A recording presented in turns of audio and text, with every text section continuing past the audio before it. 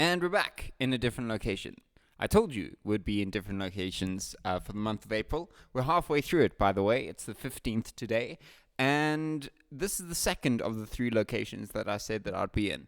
Why is there not a video for the first location? Simple, because exactly what I thought was going to happen, happened. The dog that I was looking after was a little bit too high maintenance for me, and as a result, no trading could take place. Because every time I wanted to trade, it would need to go to the park, or I would need to be attentive to it.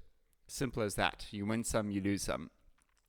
This particular house has a lot of special meaning to me, simply because it was in this house, at this very chair, this very desk, many years ago that I placed my first live money account trades. And where I made my first $100 in real money, where I lost my first $100 in real money. And that's what set me off on this big learning curve that I've been on. And in retrospect, I could have made the journey a lot shorter. I could have committed a lot more. But again, you can't be too hard on yourself, because how do you know that you want to go all in on something when you're only really just giving yourself permission to have small little tastes of it? You don't know if it's something that really you want to go full on into.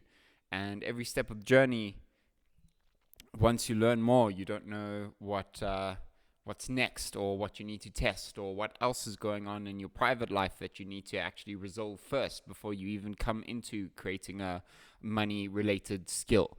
So like I mentioned, my journey's been really slow simply just because I wasn't ready. There were so many things in my personal life that had to be resolved first, that I didn't even know at the time needed to be resolved before I could even start taking make money skill seriously. So I'm happy that we're in this house and that I can do this video. And I wanted to do, seeing as I haven't had any trading since the last one, again, I just wanted to do like a bit of an update of a couple of things that I left out in the previous video, just I think because it wasn't top of mind. I was somewhat tired. A couple of things that I've thought about in this past week and what I'm going to be implementing moving forward. So let's first start with what I forgot. Probably the biggest thing is to create a risk to reward spreadsheet. Now that's like a term that's thrown around in this community a lot. Let's not overcomplicate it. It's basically if I'm going to be betting, let's say $3 per point, then I want a spreadsheet that says what is 1 times 3, 2 times 3, 5 times, 10 times, etc., all the way up to like 200. So I can just look at that spreadsheet, basically, so I can see more or less when I'm on the right side of a trade and it's going. What I've noticed is that it tends to go to a certain point. This is something I learned in my recent Japan trade. It goes to a certain point and then it comes all the way back to zero, because I've seen that happen a lot. So in exchange for not necessarily knowing more or less a precise exit, although that may change in the future now that I'm kind of looking with my compass and the measured moves, I might get a little bit more of a refined exit with that. But even still, in exchange for that, it's more of a, let's see how far this market generally tends to push and how much I'm happy with to close for a profit. And on the counter side, let me actually see how much I'm in the loss by. So yes, I've got my stop loss, but at the same time, it would be nice to know specific numbers of how many points I'm down by beforehand, by having that spreadsheet just active and just ready to be looked at all times. So that's something I'm going to be creating. Second thing that I'm going to be doing is numbering my demo accounts. So I still only have one, and I will only have one. But like I mentioned again in the previous videos, I don't know what happened. Maybe it just got reset with everything else that got reset on my computer when I relogged into it. Or sometimes I might meet the max trade limit for the current demo setup. Therefore, I would need to reset it. Therefore, it would just help, again, in terms of accountability, if I start putting in the annotations below the YouTube channel what the numbered account is of the demo account, just so that if anybody comes into this in the future, or if I want to come back to this, I know what demo account I was using, plus the spreadsheet link. So I'm happy I've got that spreadsheet link still. So that's, I think, everything caught up on. Let's now talk about a couple of things that I missed with regards to Lance and his coaching. And Lance and, well, it's actually Lance and Mike Balafiore, because they both talk about the same things in their own respective content. Mike in his books, One Good Trade and the Playbook, and Lance in his One Lance B coaching website. So one thing that I forgot to mention in the previous video was the concept called the easy money trade. And that is essentially the low hanging fruit / high probability of winning trade. And it's a quick scalp. They actually say that it's also, you slam it with just a little bit more of bet size. For me personally, I'm not sure about that yet until I actually find what my low hanging fruit trade is. And complementary to that is another concept which I've heard many traders mention, is they call having their ABC setups. So for example, what is your, if C is the low hanging fruit easy money trade that is always often missed, like low hanging, few points, but always you can tend to, with pretty good certainty, hit those trades.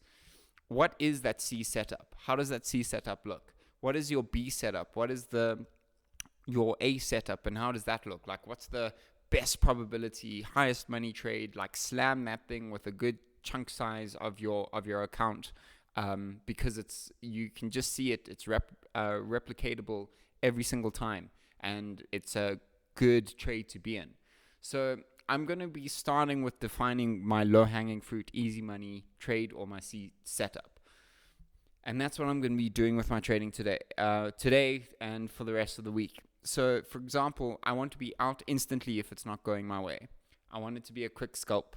If the trade does then rip actually in my favor, then for me it's an indication that this could potentially be a B setup. So in other words, I'm doing like my idea is I want it to be from a C that transforms into a B that transforms into an A at the moment. Yes, there could be isolationed different setups that could just be an A, that could just be an B, but this is kind of the method that I want to be working on at the moment.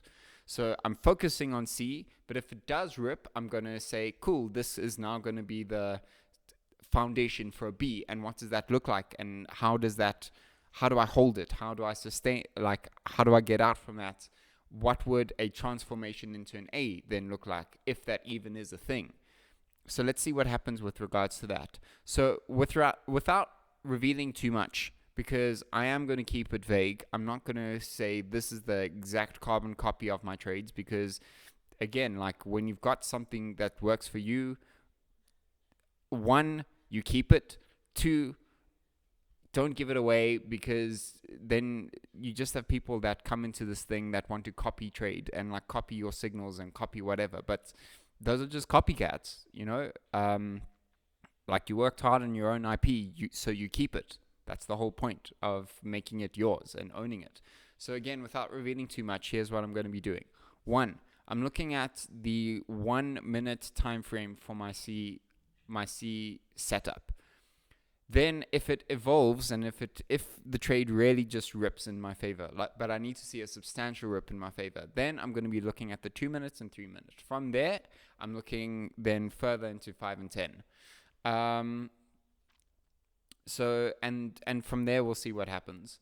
The biggest takeaway, I don't know why I didn't mention this first, because it's a big one, but probably my biggest lesson that I've learned so far is not to be attached to the outcome when I click the button. So for example, I don't want to be thinking I'm right when I click the button, because when I think I'm right when I click to get in either long or short, then if the trade doesn't go in my favor, my thinking is I'm right, therefore I must hold it. But actually, holding means that you're wrong, depending on your way that you trade, but this is how I trade.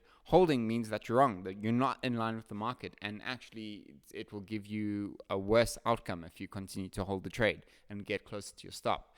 So my outcome, my thinking when I press the button mustn't be I'm right. It must actually be, let's see what happens.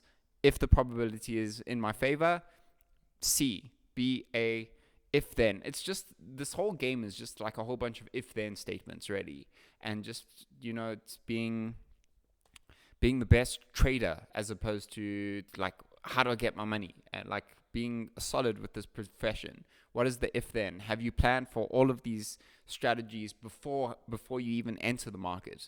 Because by the time you press the button, everything should be worked out in your head. There shouldn't be like a, oh my god, I don't know what to do kind of scenario. Now, the way that I operate is I think about that stuff beforehand, but at the same time, I learn by doing, by actually getting in, and that's how I operate, and that's why I'm still on my demo at the end of the day. So as soon as I've eliminated all those, oh my god, I don't know what to do kind of situations, and I've experienced enough reps, then I know, cool, I'm ready to do live, and that needs to be backed up with a profitable demo account. So that's kind of where I'm at now. I'm really looking forward to trading now, actually. It's now almost 6 o'clock. There are a good couple of hours of Dow Jones session left. And just for the remainder of this week and the next couple of trades, while I'm figuring out the C setup, I'm giving myself permission to be okay with like the spreadsheet and the outcome looking choppy. Simply just because I'm trying to figure it all out. So I'm not looking for exceptional P&L, although like that would be really cool. I'm more looking for what not to do. In finding my C setup, I'm looking for what not to look for. And by doing that, I'm refining into what to look for and then executing. So that's that. Happy trading, friends, and happy trading, me, and I'll see you in the next video.